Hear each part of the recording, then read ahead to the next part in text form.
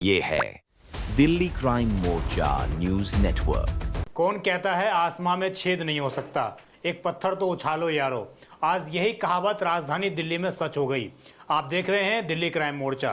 दर्शकों, आज राजधानी दिल्ली में वो हुआ जो शायद मोदी सरकार ने कभी एक्सेप्ट नहीं किया था।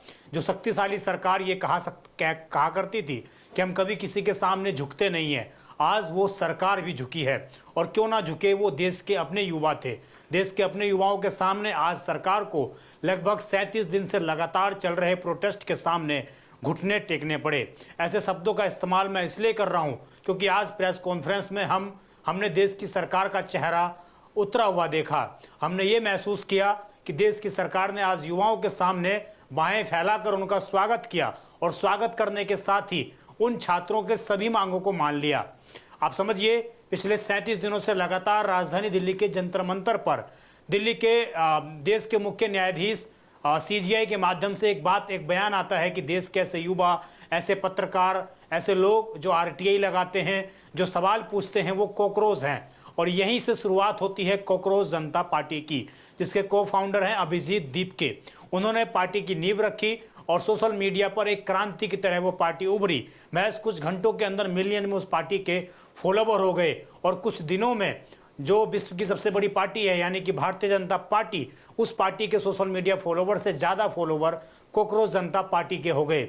और यही उपलब्धि लगातार जमीनी स्तर पर उतरने का नाम प्रयास कर रही थी। तो अभिजीत दीपके ने अनाउंसमेंट किया और अनाउंसमेंट के बाद वो लोग जंतर मंतर पर इकट्ठे हुए और जंतर मंतर पर इकट्ठे होने के बाद वो आंदोलन एक सोशल मीडिया से लेकर जन आंदोलन के रूप में उभरा। पहली बार जब प्रदर्शन किया गया तो लोगों को लगा कि इतने फॉलोवर हैं और ज़मीन पर तो कोई भी नहीं है। लोगों ने मजाक उड़ाया, सरकार ने भी उसको सीरियसली नहीं लिया। लेकिन यही सीरियसली ना लेना सरकार को भारी पड़ गया। दोबारा कॉकरोच जनता पार्टी वापस जंतर मंतर पर लौटती है और लौटने के बाद एक भारी विरोध प्रदर्शन किया जाता है जो लगभग 37 दिनों तक कंटिन्यू चलता है।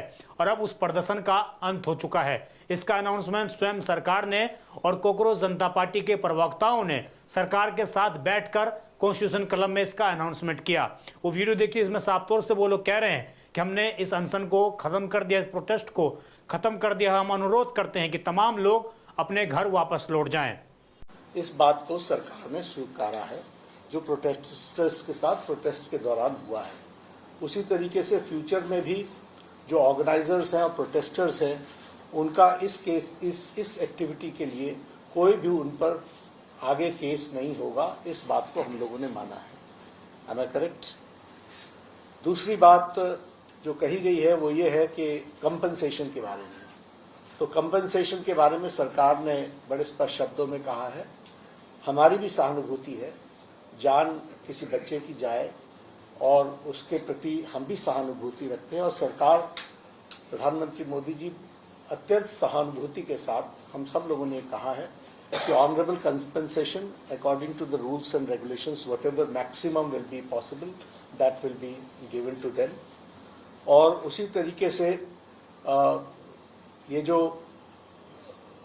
5 पॉइंट चार्टर है जो आपने मुझे कल दिया था, उस 5 पॉइंट चार्टर पे हमारा कहना ये है, जो एजुकेशन के एग्जामिनेशंस के रिफॉर्म्स के से जुड़ा हुआ है, उसके बारे में हमारा ये कहना है कि हम एजुकेशन के एग्जामिनेशन के रिफॉर्म्स के लिए जो आपका चार्टर है उस पर हम गहन चिंतन भी करेंगे और आपके डेलीगेशन के साथ बातचीत करके जो कुछ भी हम डेलिब्रेट कर सकेंगे वो हम करने का प्रयास करेंगे।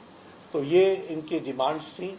मेरे ख्याल से इन्होंने जो डिमांड्स रखी थी उन सब को सरकार ने सहानुभूतिपूर्वक माना भी है और एक्सेप्ट भी किया है।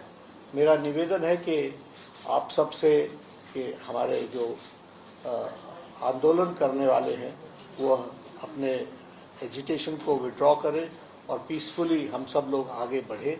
देखा ये छोटी सी प्रेस कॉन्फ्रेंस जिसमें लगभग 3 से 4 मिनट की प्रेस कॉन्फ्रेंस जिसमें दिल्ली केंद्र सरकार के मंत्री उन्होंने अपने बयान रखे। इसके अलावा जो स्टूडेंट थे, जो उनके लीडर हैं, उन्होंने अपनी बात रखी कि हम इस आंदोलन को इस बेस पर खत्म कर रहे हैं क्योंकि सरकार ने हमारी तीनों मांगों को मान लिया है। पहली मांग केंद्रीय शिक्षा मंत्री धर्मेंद्र प्रधान का इस्तीफा, वो हो चुका है। दूसरी मांग जितने भी नीट एस्पिरेंट में बच्चे थे जिनकी इस पूरे पेपर लीक के बाद उनकी मौत हुई थी, उन बच्चे के परिवारों को उचित मुआवजा दिया जाएगा। हालांकि पहले ये रकम 1 करोड़ रखी गई थी, लेकिन अब ये कुछ मुआवजा दिया जाएगा और सरकार को उचित लगेगा। यहाँ पर बात आ गई है। तीसरी बात, किसी भी बच्चे पर एफआईआर पूरे देश के अंदर अगर कहीं की गई है प्रोटेस्टर पर, तो उसको इमीडिएट रूप से वापस लिया जाएगा। विद इन 4 से 5 दिन के अंदर ये सारे फैसले हो जाएंगे। ये भरोसा कॉकरोच जनता पार्टी को दिया गया है। इस बेस पर आज प्रदर्शन खत्म कर दिया गया। मैं कुछ आपको कॉकरोच जनता पार्टी के जो प्रदर्शन है उसके वीडियो दिखा रहा हूं, जिसमें सबसे पहले अभिजीत दीपके के पास जब ये फोन गया कि धर्मेंद्र प्रधान ने इस्तीफा दे दिया, तो मानो उनको इतनी बड़ी खुशी मिल गई हो जिससे ना जाने कितने दिनों तक वो संघर्ष कर रहे थे, और वो संघर्ष आज रंग लाया, उनको जीत मिल गई इस पार्टी को। और देखिए उसके बाद खुशी के बाद किस तरीके से अभिजीत दीपके जो है झूमते हुए नजर आए। दूसरा वीडियो आपको मैं दिखा रहा हूं। दूसरे वीडियो में आप देखिए किस प्रकार अभिजीत दीपके खुलेआम ये कहते हुए आ रहे हैं कि झुकाने वाला होना चाहिए, दुनिया झुकती है। इससे साफ संदेश सरकार को कि हम अब पीछे नहीं हटेंगे। कोई भी मुद्दा हो, हम युवा हैं, हम सामने आकर फ्रंट से लड़ाई लड़ेंगे और आपके आंख में आंख दिखाकर हम बात करने की हिम्मत रखते हैं। इस पूरे प्रदर्शन ने यह भी साबित कर दिया है। क्या कहते थे ये? क्या कहते थे? इस सरकार में इस्तीफे नहीं होते। क्या कहते थे? इस सरकार में इस्तीफे नहीं होते। हम कहना चाहते, झुकती है दुनिया, झुकाने वाला चाहिए। आपने ये वीडियो देखी जिसमें साफ तौर से अभिजीत दीपके ने कहा कि कौन कहता है कि दुनिया को झुका नहीं सकता, झुकाने वाला होना चाहिए। तो कहीं ना कहीं सरकार को साफ संदेश यहां से दिया गया। अब इस खबर में अंतिम बात जो है वो ये कि जिस व्यक्ति के कारण प्रदर्शन हुआ, जिस व्यक्ति ने इस प्रदर्शन को एक नई ऊंचाई तक पहुंचाया, जिस व्यक्ति के इमोशनल कनेक्ट के कारण देश भर से, दुनिया भर से लोगों ने इस प्रोटेस्ट को सपोर्ट किया। तमाम युवा इस जगह पर आए। हालांकि उनका स्वास्थ्य कारण हो सकता है, लेकिन पूरे प्रोटेस्ट के खत्म होने तक ना तो अभिजीत दीपके, ना सीजेपी के पार्टी मेंबर और ना ही खुद सोनम वांगचुक जंतर मंतर पर वापस आ पाए, और ना ही उनसे मिलने के लिए कोई कॉकरोच जनता पार्टी का प्रतिनिधि उस जगह पर गया। तो अब बड़ा एक सवाल ये भी कि जिस सोनम वांगचुक जी ने छात्रों के आंदोलन को एक नई तीव्र गति दी, एक नई धार दी, आखिरकार इस प्रदर्शन की इतनी बड़ी उपलब्धि पर कॉकरोच जनता पार्टी के कार्यकर्ता सोनम वांगचुक को क्यों भूल रहे हैं? और यकीन मानिए, ग्राउंड पर जो छात्र मौजूद थे वो सोनम वांगचुक जी के चेहरे पर मौजूद थे। वो लोग उनको भूले नहीं है। जिस प्रकार आम आदमी पार्टी बन गई है, लेकिन अन्ना हजारे को कोई नहीं भूला, ठीक उसी प्रकार कॉकरोच जनता पार्टी ने सफलता बेशक हासिल कर ली है।